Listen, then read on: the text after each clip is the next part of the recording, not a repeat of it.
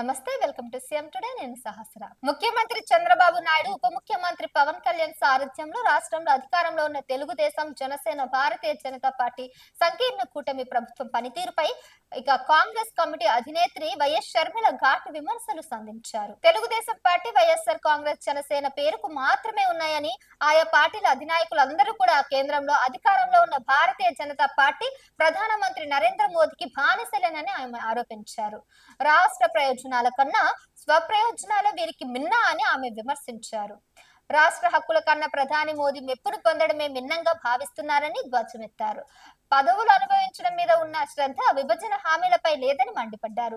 తమ నోరును హక్కుల కోసం కాకుండా మోదీ పేరును జపించడానికి మాత్రమే వాడతారని ఎద్దేవా చేశారు వైఎస్ షర్మిల. ఈ మూడు పార్టీలను ప్రజలు నమ్మి ఓటు వేస్తే మతపిచ్చి పార్టీ బీజేపీకి ఊడిగం చేయడం తప్ప ఉద్ధరించింది శూన్యమని షర్మిల ఆరోపించారు. మోదీ చేతులు 25 మంది లోక్సభ, 11 మంది రాజ్యసభ ఎంపీలు రబ్బర్ స్టాంప్స్ గా తయారయ్యారని ఆమె చురుకలు అంటించారు. బీజేపీ కోసం పనిచేసే కీలు బొమ్మలుగా రాష్ట్రానికి ఇస్తామని చెప్పిన ప్రత్యేక హోదా గురించి అడిగే దమ్ము ఏ పార్టీకి లేదని షర్మిల అన్నారు. రాజధానికి నిధులు అడిగే సత్తా లేదని, పోలవరం ప్రాజెక్టును టీడీపీ కూటమి ప్రభుత్వం ఉంచుతుంటే ఎదురు తిరిగే ధైర్యం లేదని చెప్పారు. అడికి పావు సేవరి కింద విశాఖ స్టీల్ ఫ్యాక్టరీని చంద్రబాబు ప్రభుత్వం అమ్ముతున్నా కూడా పౌరుషం ఉండనట్లేదని షర్మిల ఘాటుగా విమర్శించారు. విభజన చట్ట ప్రకారం రాష్ట్ర హక్కులపై గలం విప్పకుండా బీజేపీ అక్రమ బిల్లులకు గొర్రెల్లా తల ఊపడం తప్ప మన ఎంపీలకు ఏమీ చేత కావట్లేదని ఆమె అన్నారు. రాష్ట్ర ఎంపీలకు దమ్ము, ధైర్యం, పౌరుషం అనేది ఉంటే ఈ రాష్ట్ర బిడ్డలే అయితే, మీలో పారుతున్నది చీము నెత్తిరైతే, మోదీ తొత్తులు కాదనుకుంటే, ఆంధ్రప్రదేశ్ రాష్ట్ర ప్రయోజనాలే మీకు ముఖ్యమనుకుంటే ఈ పార్లమెంట్ సమావేశంలో రాష్ట్ర హక్కులపై నిలదీయాలని వైఎస్ షర్మిల డిమాండ్ చేశారు. మోదీ మోసాన్ని పార్లమెంట్ వర్షాకాల సమావేశాలు ప్రశ్నించాలని పట్టుపట్టారు.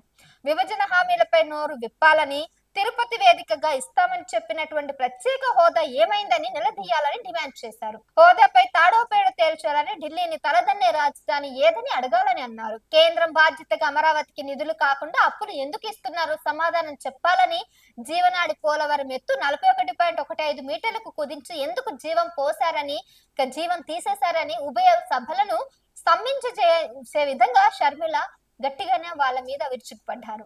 విశాఖ స్టీల్ ప్రైవేటీకరణ ఉండదని, మోదీతో అధికారిక ప్రకటన చేయించాలని ఏపీ కాంగ్రెస్ పార్టీ పక్షాన డిమాండ్ చేస్తున్నానని ఆవిడ చెప్పారు.